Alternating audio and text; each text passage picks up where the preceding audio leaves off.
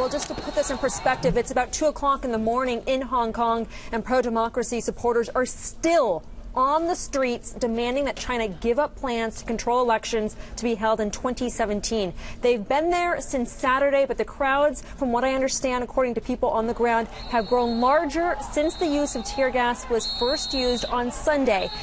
This is the biggest police crackdown since Hong Kong was returned to China's rule 17 years ago. Tens of thousands of protesters have essentially shut down central Hong Kong. They're calling for the resignation of Leung. He's the chief executive of the city. I spoke to the CEO of Saini Solutions, that's Steve Bernstein, this morning, and he told me that the protesters are nice people, mainly students. He actually described it as Disneyland.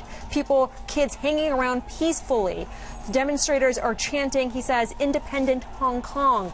He also told me this morning that the real crowds will probably happen on Tuesday and Wednesday night because it's a public holiday on Wednesday and Thursday, so people are essentially taking the entire week off to show their support. I also spoke to a lawyer at Harbour Vest Partners. He is currently, as we speak, on the ground in central Hong Kong, close to Wan Chai. He says he has never seen anything like it. He says police just started putting up more barricades right before midnight when I was on the phone with him, actually, saying that they stopped earlier in the day to let the crowds do what they needed to do, but they have just started doing it because more people after they got off work have hit the streets in Wan Chai and Central. He says that clearly the police are taking instructions from China to react with tear gas and pepper spray, and that's from essentially a different scenario based on what they see in front of them. So they're taking very different actions based on what they see. Mia, talk to us about the economic impact of this situation in Hong Kong. Well, I've been communicating with several of my sources in Hong Kong, people from the financial world. Raymond Young, he's a senior economist for Greater China at ANZ. He says that as the protests break out during the week of China's Golden Week and now spread to shopping areas frequently visited by these Chinese tourists, that Hong Kong's retail sales will absolutely suffer. They've already been on the downswing. He also says that Hong Kong's economic competitiveness, that's the real concern.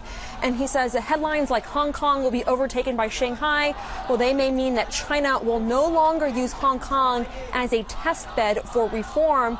Keep in mind, Mark, that as China's onshore financial market is increasingly becoming more liberalized, Hong Kong will start to lose its unique advantage as a gateway to China. I also spoke with Jim Oberweis. He's the CEO of Oberweis Management. He does a lot of business in Hong Kong, and he says that this will have very little impact on Hong Kong equities because most of the stocks that trade on the Hang Seng are actually Chinese companies and not Hong Kong ones. But again, this is a situation that will be following very, very closely. It has impact, as you can see, from the global stocks around the world.